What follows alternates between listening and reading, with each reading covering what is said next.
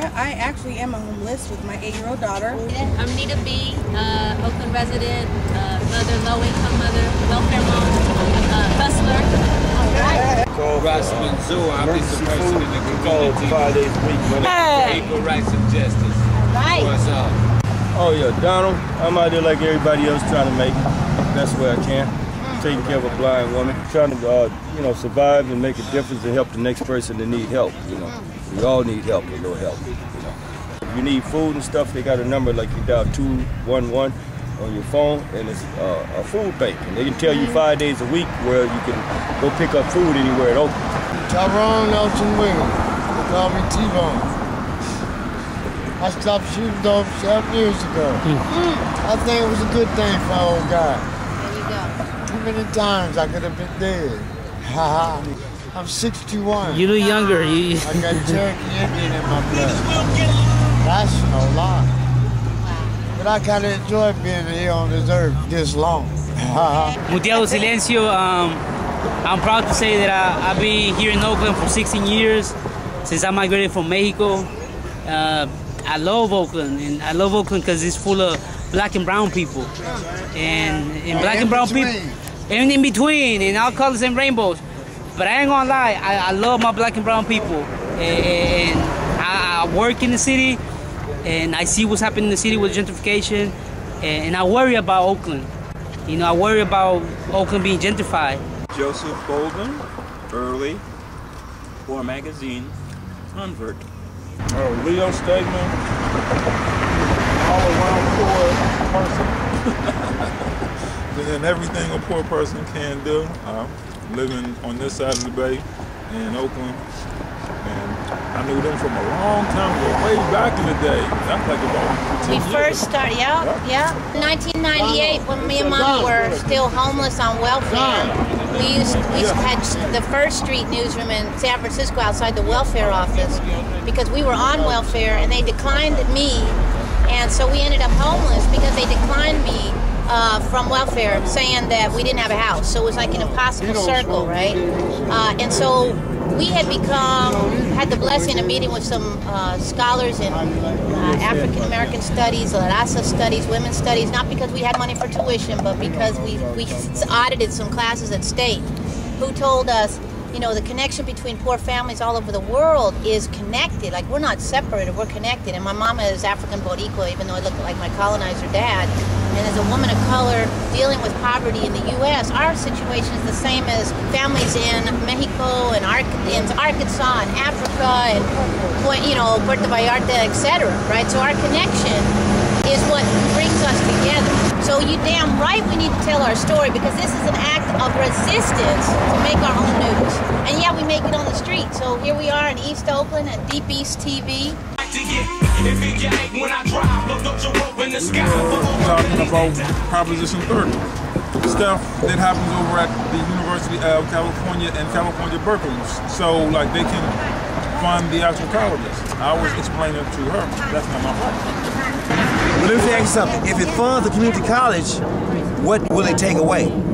And that's okay, so it's supposed to be a personal income tax, raising the income tax on single people that make more than $250,000 a year, and then it's supposed to put I think it's a 1/4 or a 0.5% sales tax on people, and this is supposed to help the actual budget so they can fund community colleges, and schools. Is this only in the Bay Area? No, this is California. If you broke, then it really won't affect you. You're going to $250,000. But if it really helps people who got a lot of money, if it helped them kids that she have in her stomach, it help the kids that she have at home, if it help the kids that need help, then maybe, therefore, then let it happen. See, if we can talk about it, and I talk a lot, but if we can talk about it and find out where they putting all this money that the government give budget to that don't mean nothing. Right. This buy 20,000 gallons of paint to paint nothing that they're not painting. This buy 50,000 lawnmowers that where the parks aren't getting mowed. Let's find out where the money's going and drive it back to where we need it at. name? LaVon's Barbershop / hair salon / car wash on Richie and Macarthur. All right. And on Thursday, they got beans, black beans, and rice, and hot dogs. And we do barbecue on Saturdays. Oh, nice. And look here, this is the debate from right here, and you don't get it all. There you go. Killers play the daily game called the pistol chain. It's let me live my ass. For those who don't know, basically Art Murmur was this art walk on the streets where if you made something yourself, whether it be food, fashion, arts, whatever, you came out on the street and you posted up and you could sell your stuff, you could barter, or you could just share. The concept was to support art, and I would cook my food, my jewelry, make my clothing, make my art. My daughter makes art and jewelry too, and it became a significant chunk of our monthly income. And about in June of this year, a group of white colonizer boys who are not from Oakland, none of them are artists, none of them even bended really, basically got this bright idea that they wanted it to like take over the festival take over the art walk and turn it into a festival, a very corporate festival, and that's what they're doing. I've been sitting in those meetings trying to hold some ground to protect artists and to protect hustlers like myself, and it makes me sick, like literally physically ill to have to hold that space with folks who don't give a fuck about Oakland really. There's a lot more people showing up at the meetings, and so they have the energy and the time and the drive to sit and fight with this, but I myself am pulling out of it. I do my guerrilla thing 29 days of the month, and I'm just going to start doing my guerrilla thing with that. It was a guerrilla event. It was a renegade event, and what these guys are trying to do in terms of, they basically first smashed down on all the food vendors. So all the food vendors that were out there were people who lived in Oakland, who made food in their homes and sold it. And those folks, including myself, got smashed on. So if you go to this Art Murmur, which happens every first Friday of the month, all you're gonna see now are food trucks. And if you go and check the addresses of every one of those food trucks, like 90% of them don't stay in Oakland. So all that money that used to stay in Oakland is now taken away from Oakland. Main gentrifier, colonizer, takeover organizers for First Friday. His name is Steve Snyder. He started gentrifying Oakland years ago, and he has a few businesses. He manages Oakland's properties, the Kaiser Building, Jack London Square. He used to manage Sweets Ballroom. He's the one who set up the whole little block narcs. They call block ambassadors, but basically they're the little like private narcs for the city. But he's the main person who had this idea of wanting to be the head. He wants to be the face of, he's a white boy, he wants to be the face of Oakland's art and entertainment life, right? And what he specifically told me, when I started making a stink about this on the radio and on Facebook, I immediately got a phone call from him inviting me to sit at the table. You know, I have a seat at the table here for you, you just gotta shut up, basically, right? And we went back and forth and back and forth and back and forth for hours. And the conversation ended with him telling me, I'm quoting him, we're building a new sandbox. Whoever can play by the rules gets to play in the sandbox.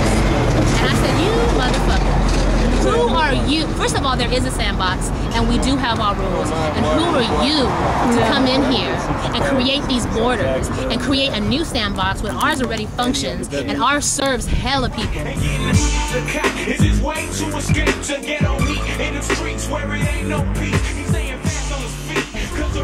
Yeah, this is really important right here. We need to have our land reclaimed by the people that have cultivated since the beginning of time. So we, you know, and we need to learn how to grow it, because that's life. So we have to fight back at the cracker colonizers and let them know that we're the originators of life. Let's take back the land. And she just said that the church on the corner, the builders, right? I think, what do they call it? Something builders? Christian builders or something. Yeah, they get free. What again? Can you just say? Because that was amazing. They have root vegetables and onions. And they give away a lot of other things too. Nice. But usually they always have the root vegetables and onions. Early, they start giving out numbers at 7 in the morning. Wow. So there'll be hundreds of people. Bag, or you can come and get as many things as you want, but they're gonna ask you for your proof of Oakland residency. So that's the only thing you need to show. some type of mail that says Oakland on it. Oh, and nice. you need to have your ID. But you might be able to work something around if you don't have an ID or whatever. But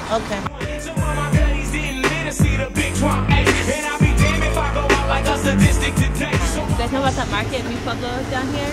They've been having a lot of workers' rights struggles there since like the 90s or something. They wouldn't give their workers health care. They fired a pregnant woman at one point in time. They've been under, they've had a lot of allegations of not hiring people of African descent. And so they've been trying to unionize to kind of like combat this behavior management. And Mi Pueblo, like, it was started by an undocumented worker. So like a undocumented worker who was like a janitor at one point. So like there was a lot of hope that he would be like a progressive person, but it sounds like he's just pull yourself up by the bootstraps person. So when workers started organizing, he implemented E-Verify, which is a corporations have to volunteer to do this. It's like a government database that checks your immigration status. It's like basically going to fire a bunch of undocumented people. And then he announced last week that the government was doing an I-9 audit, which is the government's version of E-Verify. The government, it's also known as a silent raid. It's when the government comes in and checks everyone's immigration status and like fires hundreds of people. So now the manager is acting like this is out of his hands.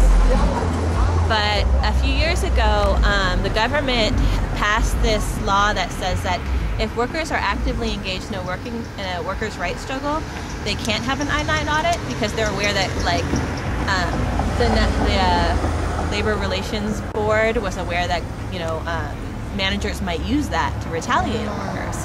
So instead of the manager or the guy who owns Mi Pueblo coming out and saying, "Hey, we're in a workers' rights struggle, so you can't audit us," he's like pretending like the workers' rights struggle doesn't exist, and he's like, "Well, I'm so sorry if you get fired and you get your citizenship, I'll hire you back." Wow. And it's just all a bunch of hypocrisy. And so there's this coalition of Latino and Asian market workers who have announced a boycott.